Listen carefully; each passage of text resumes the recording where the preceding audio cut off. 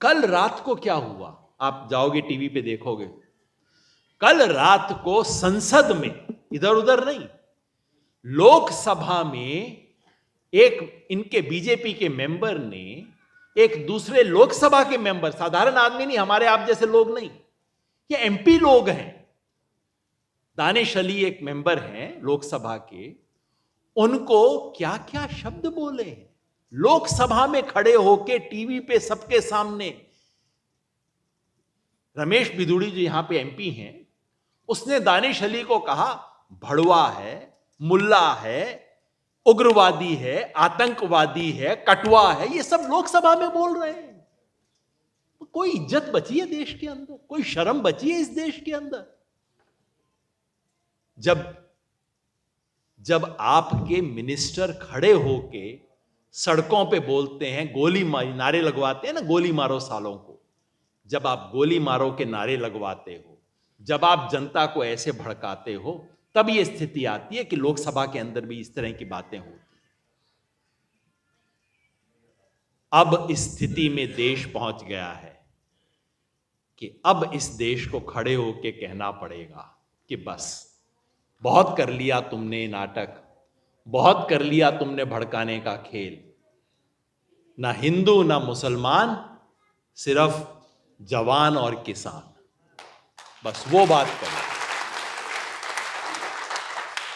हमें तो इस देश के लोगों की सच्चाई सामने लानी है और सबको मिलके खड़ा होना है। ये सारा हिंदू मुसलमान का खेल इसलिए खेला जा रहा है कि आपको बेरोजगारी दिखाई ना दे, महंगाई दिखाई ना दे, अडानी की संपत्ति दिखाई ना दे, अपनी गरीबी दिखाई ना दे, कोविड के अंदर कितने लोग मर गए दिखाई ना दे, ऑक्सीजन क्यों ना मिली दिखाई ना दे। इसके लिए सारा हिंदू मुसलमान का खेल इस देश में खेला जा रहा है। अब आप मुझे बताओ, अगर कोई मेरे घर में आए, मुझ में और मेरे भाई के अंदर झगड़ा करवाए, इसके कानाफूसी करे कि देख तेरा बड़ा भाई कितना खराब है, मुझे बताए कि छोटा भाई तो तेरे को लूट के ले जाएगा, और अगर मेरी मां बैठी हो वहां पे, क्या कहेगी कि सबसे पहले तो इस आदमी को घर से निकालो, ये मेरे दो बेटों में लड़ाई करवा रहा है, दो बेटों को भड़का रहा है एक दूसरे के खिलाफ, मेरा घर तोड़ने की साजिश कर रहा है, ये इस घर का दुश्मन है, आगे से खबरदार इस घर के अंदर पांव रखा तो बोलेगी ना मां ऐसे। आज भारत मां के सामने क्या हो रहा है आप सोचिए।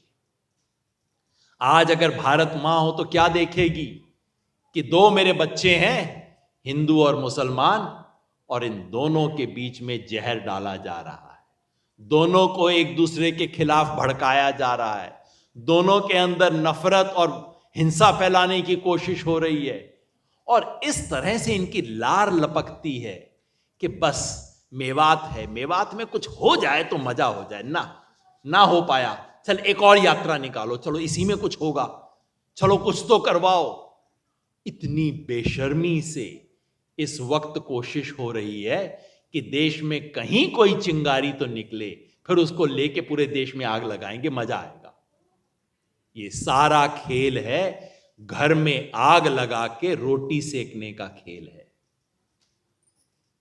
और इसलिए हमें वो करना है जो भारत मां करती, जो मां कोई भी करेगी। क्या करेगी?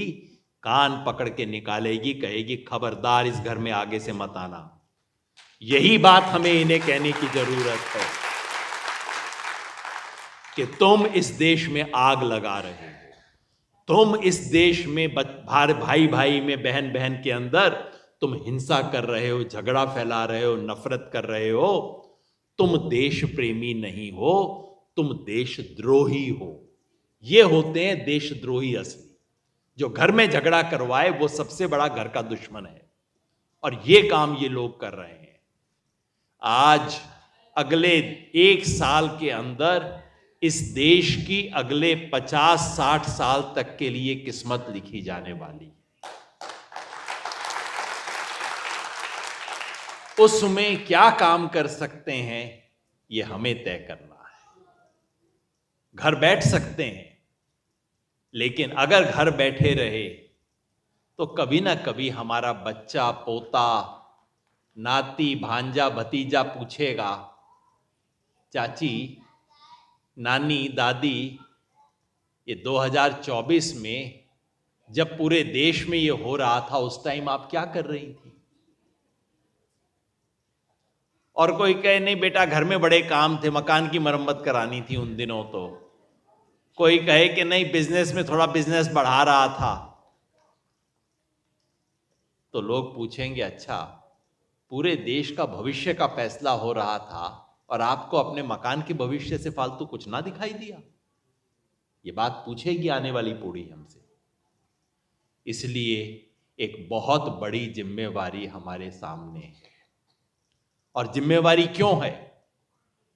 क्योंकि आज जो लोग इस देश को चला रहे हैं वो इस देश का सत्यानाश कर रहे हैं। और उस सत्यानाश पे आपकी मेरी नजर ना जाए,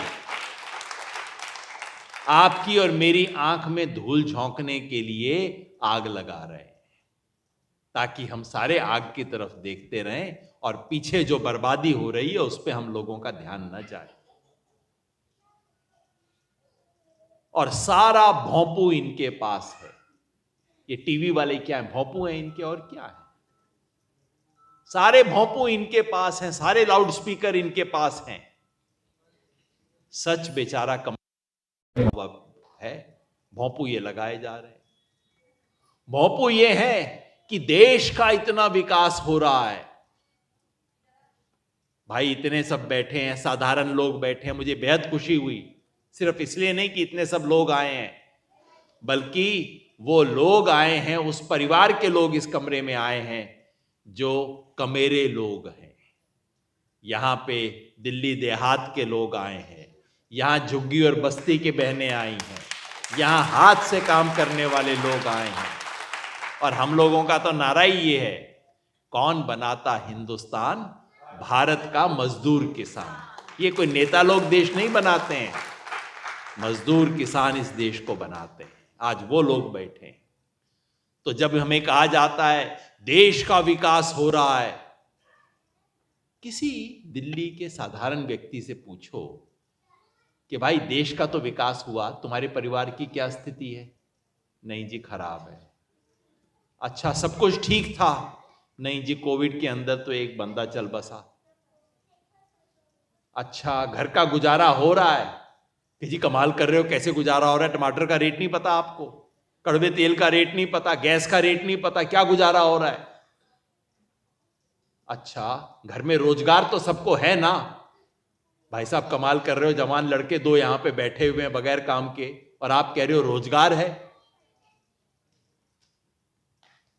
पूछो कि सब कुछ सुख चैन शांति तो है? कहेंगे जी दिल्ली में तो दंगा हो गया, आप क्या सुख चैन शांति की बात कर रहे हो? तो भाई कमाल की बात है, लोगों के पास घर में खाने को पूरा नहीं, महंगाई उनको खाए जा रही है, बेरोजगारी सर पे चढ़ी हुई है, लोग डरे हुए हैं, महिलाओं के खिलाफ हर चौथे दिन कोई ना कोई ऊटपटांग हरकत की खबर आती है, लेकिन देश का विकास हो रहा है, देश बड़ा अच्छा है। भाई हम लोगों से बाहर कौन सा देश है? अगर हम सब लोगों की यह हालत है तो देश की हालत अच्छी कैसे हो सकती है? देश की हालत पता है कहां अच्छी है? देश की हालत टीवी के पर्दे पे बड़ी अच्छी है, बस वहीं अच्छी है देश की हालत। टीवी पे इनका भोंपू बजाने वालों की हालत बड़ी अच्छी है, और दिन रात बजाते रहते हैं इनका भोंपू। मगर जिसे कहते हैं ना झूठ के पांव नहीं होते, जनता को पता लग जाता है। इतना झूठ बोलोगे, कुछ झूठ होता है जो जनता को पकड़ में नहीं आता। अब हमें बैठा हुआ कोई टीवी के ऊपर दिखा दे कि भाई चीन का मुकाबला हुआ, चीन के दांत खट्टे हमने कर दिए, चीन को ये कर दिया वो कर दिया, तो हम घर बैठे विश्वास कर लेते हैं भाई किया ही होगा, अच्छी बात बता रहे हैं। हुआ ये नहीं है, हुआ ये है कि पिछले 2.5-3 साल में हमारी 1000 किलोमीटर 1,000 किलोमीटर मतलब जितनी पूरी दिल्ली है उससे ज्यादा जमीन पे चीन ने कब्जा कर लिया है। चीन ने हमारे देश के अंदर आके अपने गांव बसा लिए हैं। लेकिन सरकार कहती है चीन का मुकाबला कर दिया, चीन को हमने ये कर दिया वो कर दिया। चलो भाई, साधारण आदमी विश्वास कर लेता है किया ही होगा जी, मैं कौन सा लद्दाख गया हूं, किया ही होगा आपने। लेकिन जब यह बताया जाता है कि सबको रोजगार मिल गया, तब साधारण व्यक्ति कहता है भाई इतना झूठ मेरे से मत बोलो, ये तो मेरे को घर में दिख रहा है। जब कहते हैं कि आर्थिक स्थिति अच्छी है, तो साधारण व्यक्ति कहता है मुझे भी दिख रहा है जी कि कितनी अच्छी है। एक तो टीवी वालों की स्थिति अच्छी है, टीवी पे स्थिति अच्छी है, और दूसरी किसकी अच्छी है? प्रधानमंत्री जी के कुछ दोस्त हैं, उनकी स्थिति बहुत अच्छी है।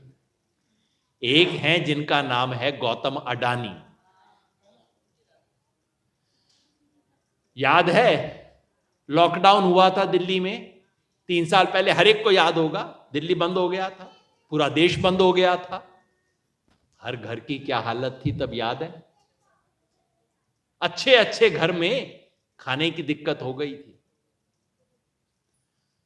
सैकड़ों हजारों किलोमीटर पैदल चल चल के लोग बिहार यूपी अपने अपने घर में जा रहे थे। हर घर की स्थिति थोड़ा खराब हुई ना उस टाइम पे। पूछ लूं, वैसे मैं यहां पे सब लोग बैठे हुए हैं, अपने अपने घर परिवार की बात सोचना कि 2 साल के करीब लॉकडाउन चला, कुल मिला के टुकड़ों टुकड़ों के अंदर 2 साल लॉकडाउन चला। उस 2 साल में कितने लोग थे जिनके घर की स्थिति जैसी भी थी पहले से थोड़ी सी खराब हुई? जरा हाथ खड़ा करके बताना कितनों की स्थिति खराब हुई? कि जी सबकी खराब हुई, कुछ ने तो 2 हाथ खड़े कर दिए कि बहुत खराब हुई। अच्छा, वैसे ईमानदारी से बताना कितने परिवार थे जिनको उस 2 साल के अंदर मजा आ गया और स्थिति बहुत अच्छी हो गई जिसकी? एक तो मेरा भाई मिल गया जिसकी स्थिति अच्छी हुई है जी, अपनी स्थिति अच्छी हुई। वाह 2-3 कोटी। लो, ये एक भी अच्छा सच्चा केस ना निकला। अब आपको मैं गौतम अडानी की कहानी बताता हूं। जिस दिन इस देश में लॉकडाउन शुरू हुआ, गौतम अडानी की कुल संपत्ति थी 66,000 करोड़ रुपया। अब इतना बड़ा अमाउंट तो हमारे सर के बाहर से निकल जाता है, तो आप 66,000 मान लो, कम से कम वो हमारे दिमाग में तो अटक जाएगा। 66,000 करोड़ तो मतलब मेरे समझ से सर के ऊपर से निकल जाता है, तो करोड़ को अपनी जेब में रख लेंगे। समझ लो 66,000 रुपए थे उसके पास जिस दिन देश में लॉकडाउन शुरू हुआ। 2.5 साल में, जिस दौर में हम सब ने हाथ उठा के कहा कि हमारे घर की हालत थोड़ा सा तो खराब हुई, किसी की ज्यादा खराब हुई, किसी की कम खराब हुई, किसी के घर में कोई अस्पताल में चला गया तो प्लॉट बिक गया, कुछ भी हो गया, और कुछ ना हुआ तो कम से कम घर में 2-4 चीज अपने को कमी करनी पड़ी। बच्चे को कहना पड़ा ना जरा एक बार बेटा दोबारा नौकरी शुरू हो जाने दे, फिर उसके बाद देखेंगे, सबको करना पड़ा। उस 2.5 साल में गौतम अडानी की संपत्ति 66,000 करोड़ से बढ़कर 14 लाख करोड़ हो गई। सोचो, ये तो समझ नहीं आएगा करोड़, मैंने कहा इतना ही सोच लो, 66,000 से बढ़ के 14 लाख हो गई। सारा देश जा रहा था डाउन और ये एक आदमी अप अप अप अप, मतलब वो अपना हाथ उठाता तो वहां छत तक उसका हाथ पहुंच जाता। इतनी बढ़िया हुई उसकी तो। अब बताओ जी, ऐसा क्या जादू हो गया? पूरे देश में काम नहीं, पूरा देश ठप, हरेक का घर बर्बाद, हरेक के घर में दिक्कत, और ये आदमी अच्छा और ऊपर और ऊपर। ऐसा क्या काम कर रहे थे भाई? ऐसा अगर कोई जादू है हमें भी बता दो भाई। 66,000 का 14 लाख करने वाला जो जादू है हमें भी बता दो, हम भी थोड़ा सा कर लिया करेंगे। असली जादू क्या था? जादू था कि दिल्ली में उनका दोस्त रहता था, और उनका दोस्त, ये जिसे कहते हैं ना लोक कल्याण मार्ग, जिसको आजकल कहते हैं अडानी कल्याण मार्ग है ये, उसमें रहता था उनका दोस्त। और दोस्त की ऐसी मेहरबानी थी कि अडानी जी जिस चीज के ऊपर उंगली रख दे वो उनकी हो जाती थी।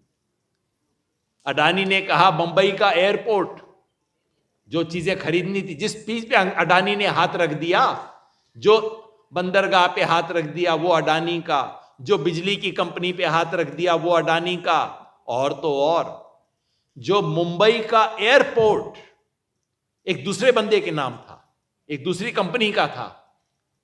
अडानी ने कहा एयरपोर्ट तो बड़ा अच्छा लग रहा है, ये तो मेरे पास हो जाए तो कितना अच्छा होगा। उसने कहा भाई मेरा है, आप ही सोचो मैं किसी के घर जाऊं, कहूंगी तुम्हारी कोठी तो बहुत अच्छी है, मेरे को दे दो। दूसरा कहेगा ना भाई साहब नमस्ते, आपको नहीं देनी। तो अडानी ने कहा एयरपोर्ट तो बहुत अच्छा है, मेरे को दे दो। तो उसने कहा ना जी, बेचने का कोई मूड नहीं है, आप अपने घर में रहो, मैं अपने घर में हूं। तो फिर क्या हुआ, वो जो कि मुंबई एयरपोर्ट का मालिक था, उस पे सरकार ने छापा डलवाया, इनकम टैक्स का छापा पड़ा, रेड हुई उसके घर पे। फिर उसको फोन गया, भैया या तो अपना एयरपोर्ट बेच दो, नहीं तो देख लो फिर क्या होगा तुम्हारे साथ। उसने 1 महीने में अपना एयरपोर्ट बेच के अडानी जी के हाथ में कर दिया। ये हुआ इस देश में, तब 66,000 करोड़ से 14 लाख करोड़ तक पहुंचे। अब ये बात जब पता लग जाए देश की जनता को, तो क्या कहेगी जनता? जनता कान पकड़ के नीचे उतार देगी। जो जनता बड़े बड़े सिंहासन पे बैठाती है, जो बड़े से बड़े सिंहासन पे बैठाती है, वो कान पकड़ के नीचे भी उतारना जानती है। लेकिन अगर देश की जनता को ये पता लग गया, तब तो गड़बड़ हो जाएगी, दिक्कत हो जाएगी। तो क्या करो, हिंदू मुसलमान खिलवा दो, उसके बाद कोई पता नहीं लगेगा। घर में आग लगा दो, आप भूल जाओगे क्या हुआ था, बाकी सब जगह दौड़ोगे वहां पे। और आज वो लोग इस सम्मेलन में आए हैं। इस सम्मेलन में कांग्रेस के लोग नहीं हैं। सच बात यह है कि इस सम्मेलन में इतने लोग आए हैं जिन्होंने जिंदगी भर कांग्रेस के खिलाफ काम किया है। मैं उनमें से एक हूं। हमारे बीच कॉमरेड दिलीप सिंह थे, जो चले गए बुजुर्ग। वो इमरजेंसी में 19 महीना जेल काट के आए। इंदिरा गांधी ने उनको जेल में डाल दिया था। उन्होंने कहा लोकतंत्र बचाने के लिए लड़ूंगा, इंदिरा गांधी ने जेल में डाल दिया। वो आदमी जो 19 महीने कांग्रेस के राज में जेल काट के आया, वो आदमी आज मंच के ऊपर आके कह रहा है कि वो जो हुआ था वो तो कुछ भी नहीं था, इससे ज्यादा बड़ा जुल्म इस देश पे आज हो रहा है। आज और कुछ मत देखो, आज आप साथ दो, जो आज देश बचाने की कोशिश करेगा उसका साथ दो। यहां पे कांग्रेस के लोग नहीं है, यहां पे आम आदमी पार्टी के लोग नहीं है। हम में से ज्यादा लोग तो आम आदमी पार्टी से अलग होके, दुखी होके, विरोध करके आए। लेकिन जब घर में आग लगी होती है तो आपको सिर्फ 2 तरह के लोग दिखाई देते हैं। एक वो जो पेट्रोल की बोतल लेके घूम रहा हो, आपको दिखता है ये दुश्मन है।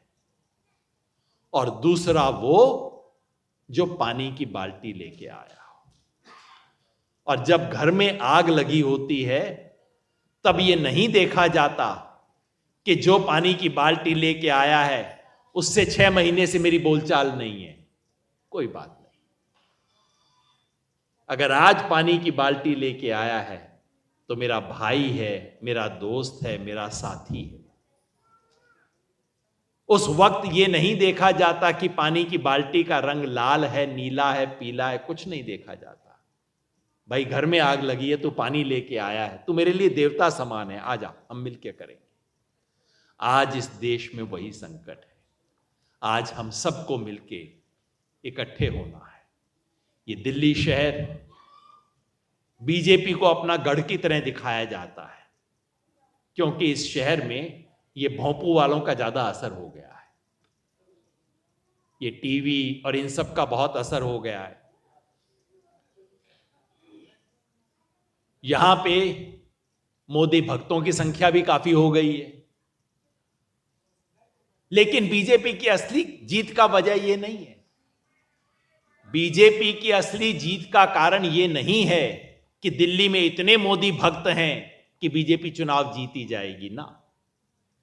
बीजेपी दिल्ली में बार बार जीतती है लोकसभा चुनाव में, उसका कारण यह नहीं है कि दिल्ली के लोगों की स्थिति कोई बहुत अच्छी हो गई है। जाके घरों में देख लो, कोई अच्छी नहीं। वजह सिर्फ ये है कि हम आप जैसे लोग जो सच्चाई जानते हैं, जो जानते हैं कि क्या हालत खराब है, हम बंटे हुए रहते हैं, हम चुप रहते हैं, हम बोलते नहीं हैं, हम विरोध नहीं करते, हम अपनी आवाज नहीं उठाते। हमारी चुप्पी की वजह से इनका झूठ चलता है। और आज इस कमरे से हम ये संकल्प लेके निकलें कि हम इनके झूठ को चुनौती देंगे। जैसे ही कोई कहेगा कि देश इतना अच्छा हुआ है, उससे पूछेंगे भाई तेरे घर का क्या हुआ और मेरे घर का क्या हुआ, जरा ये देख ले। जैसे ही कोई कहेगा आज देश की युवा शक्ति कहां पहुंच गई है, कहना भाई एक मिनट जरा रुकना, तेरा बेटा क्या कर रहा है, मेरा बेटा क्या कर रहा है, हमारी बेटी इतनी पढ़ी थी उसको क्या मिला, कितने की नौकरी कर रहा है, बस इतना सवाल पूछ लेना। कहेंगे मातृशक्ति के लिए हमने ये कर दिया, पलट के पूछ लेना कि जी महिलाओं के खिलाफ हिंसा हो रही है कि नहीं, पहले से कम हुई है कि ज्यादा हुई है। ये सब सवाल पूछने होंगे। हमें सच सबके सामने लाना होगा। और एक बात आखिर में कहना चाहता हूं, चुनाव का समय, राजनीति में हर तरह के लोग आते हैं। कोई आता है, लोग समझते हैं अच्छा अपने लिए कुछ मांगने आया होगा, अच्छा कैंडिडेट इसका कोई यार दोस्त होगा, इसका रिश्तेदार होगा, इनकी कोई जान पहचान होगी, इनकी कोई पार्टी होगी।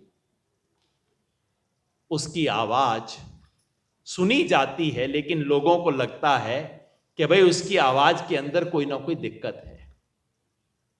लेकिन जब कोई व्यक्ति जाके ये बोलता है कि जी मेरा कोई लेना देना नहीं है कैंडिडेट से, मेरे को इस पार्टी से कोई खास अपना फायदा नहीं है, मैं सिर्फ इसलिए आया हूं कि मुझे देश का फायदा लगता है। आप याद रखिए, दिल्ली में जब आम आदमी पार्टी फैली थी तो कैसे फैली थी? साधारण लोग घर घर जाके बोलते थे कि जी मैं तो इस पार्टी को जानता भी नहीं हूं, लेकिन देश को ऐसी चीज की जरूरत है, आप आइए हम मिलकर काम करेंगे।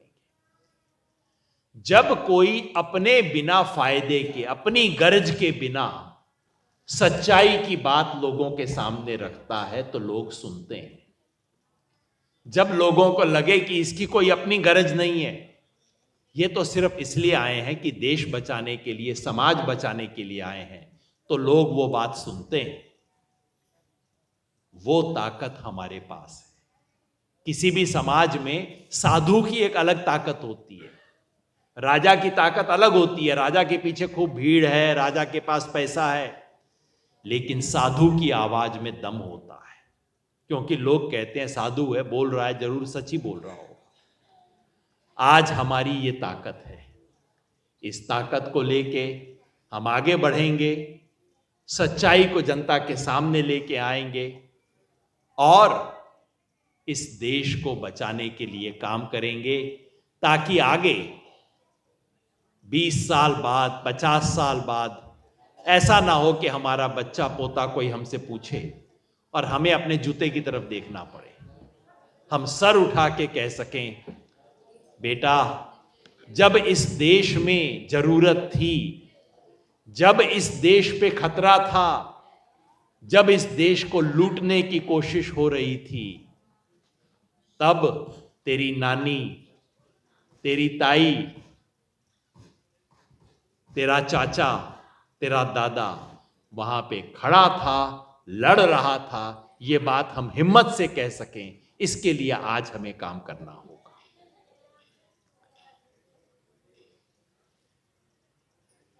दिल्ली में जिस तरह की लूट मची है, उसकी सच्चाई हमें रखनी होगी। अभी दिल्ली में G20 हुआ, कितना खर्चा हुआ? G20, ये जो मीटिंग दिल्ली में हुई ना, बड़ा सा तमाशा हुआ, 3 दिन की छुट्टी हो गई, सब गरीबों को ढक दिया। ये कहते हैं देश इतना ऊंचा बढ़ गया। अरे तुम्हें देश वालों से तो शर्म आती है? आप बताइए, मेरे घर में कोई मेहमान आए और मैं अपनी मां को कमरे में बंद कर दूं कि तू बाहर मत आइयो, मेरी बेइज्जती हो जाएगी। इसका मतलब मेरे को अपने परिवार में मान है कि अपने परिवार से शर्म आती है? जो सरकार विदेशी मेहमान आ रहे हैं, इसलिए हमारे देश की जनता को और कमेरे वर्ग को, जिनके सहारे दिल्ली शहर चलता है, उसको आप हरे पर्दे के अंदर ढक देते हो। इसका मतलब आपको इस देश में गर्व नहीं है, आपको इस देश में रह के शर्म आती है। और कितना पैसा खर्च हुआ है? 4100 करोड़ रुपया, 4100 करोड़ रुपया।